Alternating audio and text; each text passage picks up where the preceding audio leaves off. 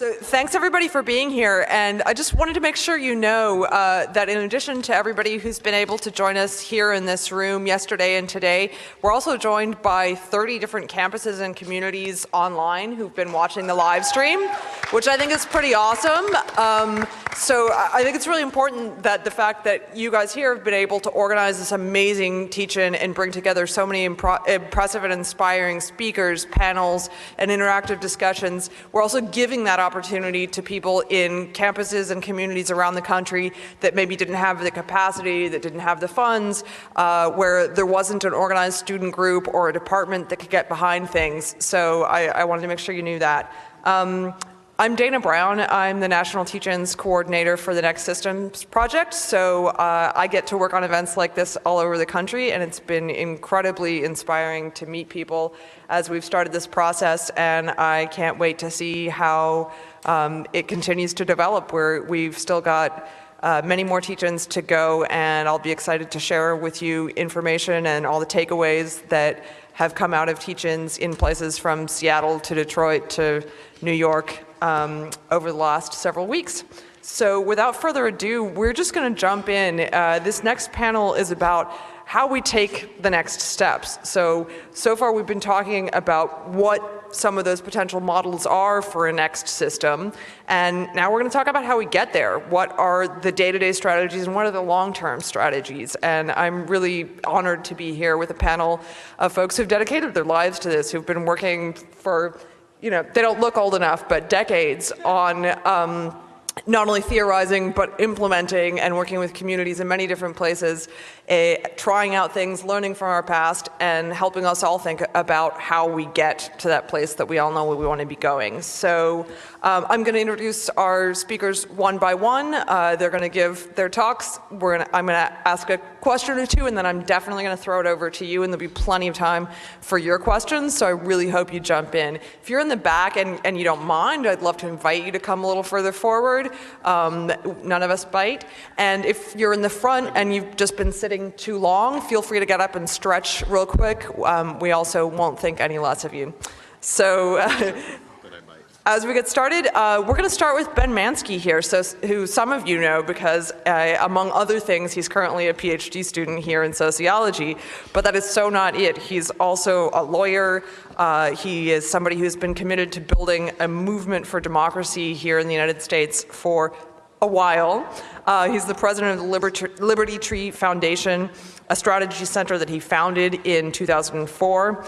As well as being a co-founder of Move to Amend and an associate fellow at the Institute for Policy Studies. In 2010, Ben Manski co-founded the Wisconsin Wave, which played a leading role in the Wisconsin Uprising of 2011, and which continues today. In 2012, he managed Jill Stein's the Jill Stein for President campaign, and from 2001 to 2004, he served as a co-chair of the Green Party of the United States. He's also a lifelong union member. So please help me welcome Ben Manski.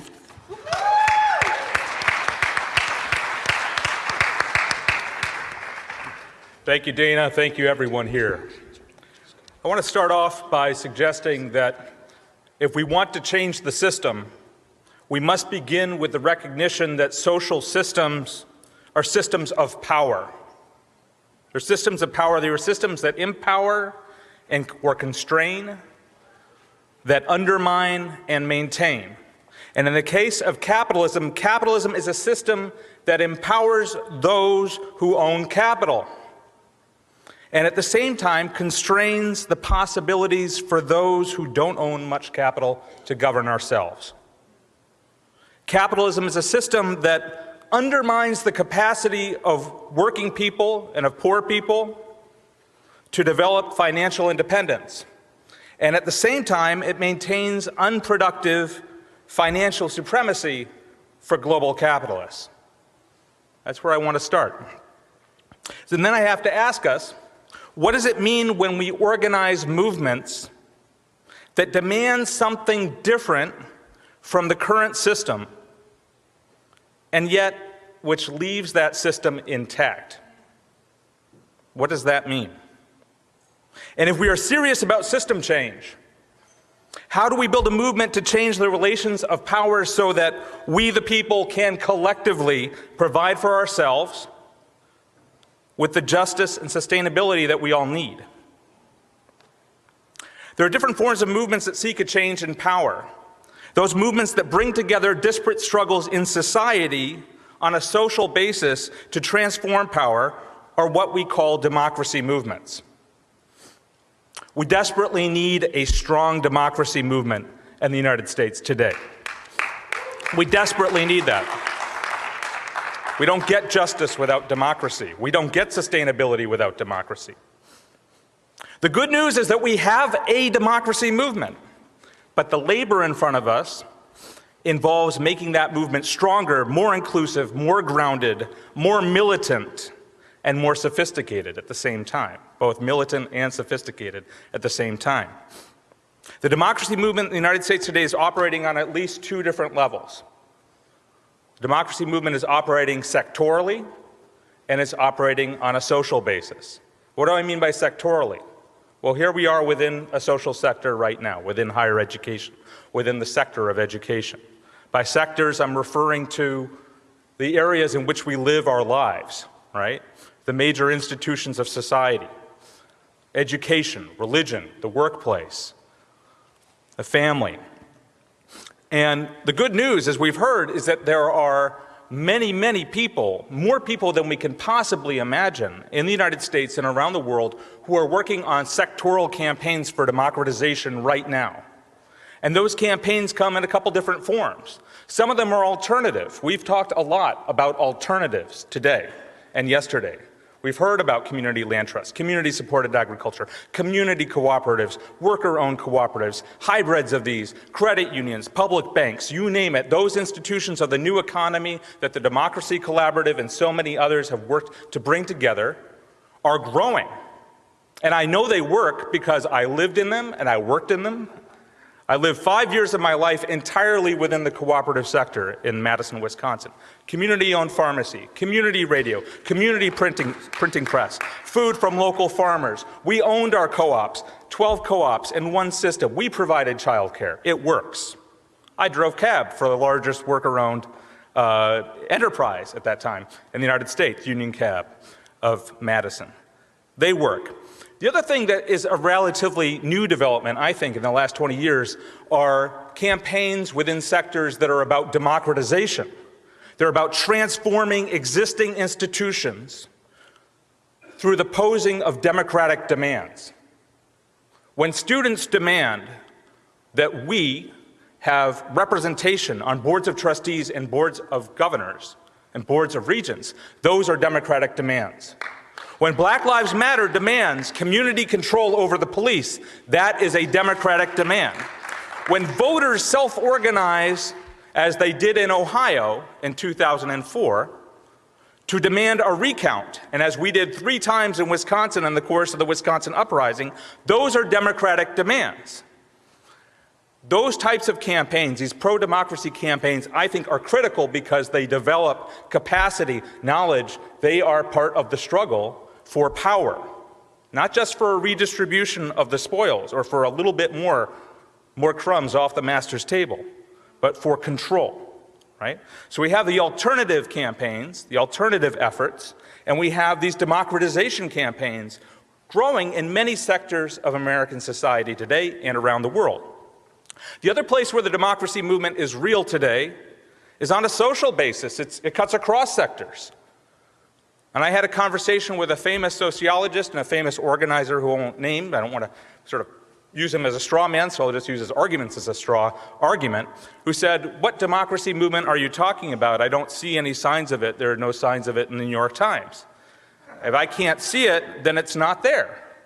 And I said, I was there in the streets of Seattle in 1999 when 100,000 people shut down the World Trade Organization and came up on the spot with a slogan, "This is what democracy looks like. This is what democracy looks like." And that slogan resonated around the world. And I spared you the rhythm of the chant. I'll keep it analytical here. But I was there. I was part of that and building that for years before with hundreds of thousands of other people.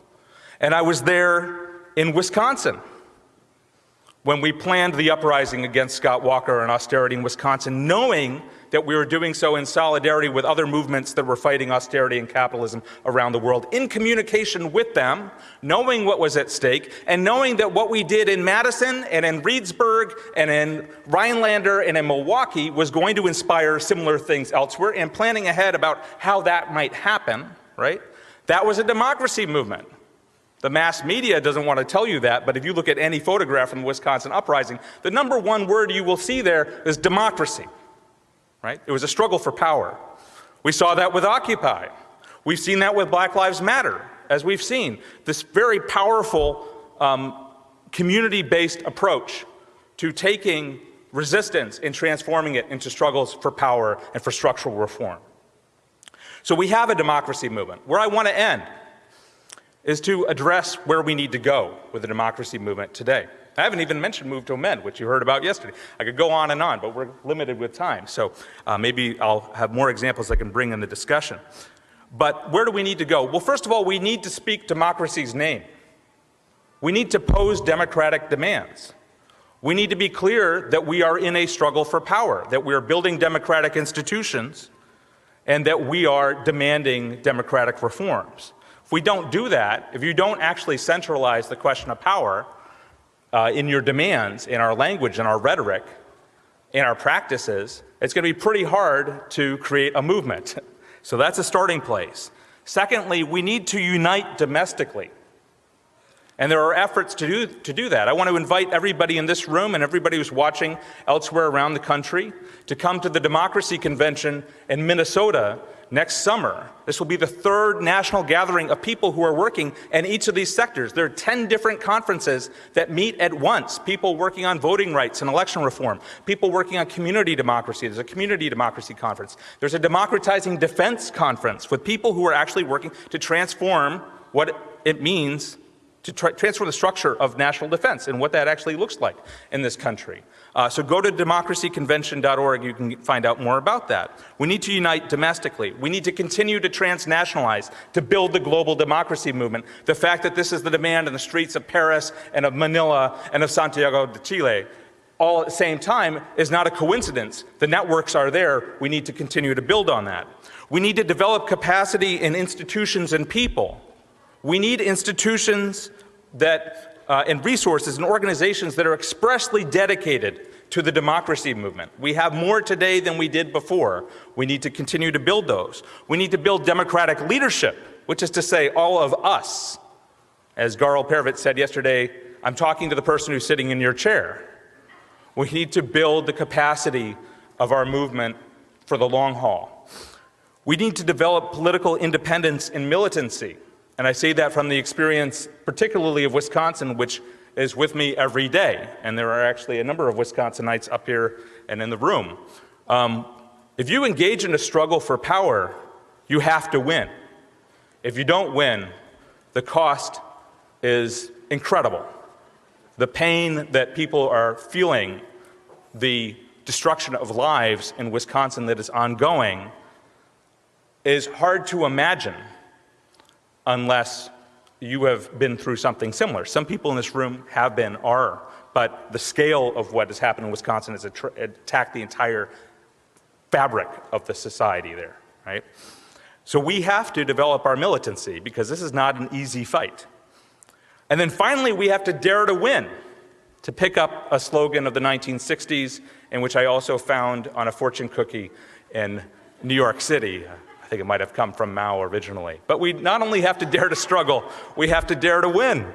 And we have to know that it will be a struggle, and we have to develop strategies for that struggle. We have to know that at some point, as has happened repeatedly throughout my personal experience, they will bust heads, they will shoot us. My wife is videotaping right now. She was shot in the back 4 times with rubber bullets in Miami.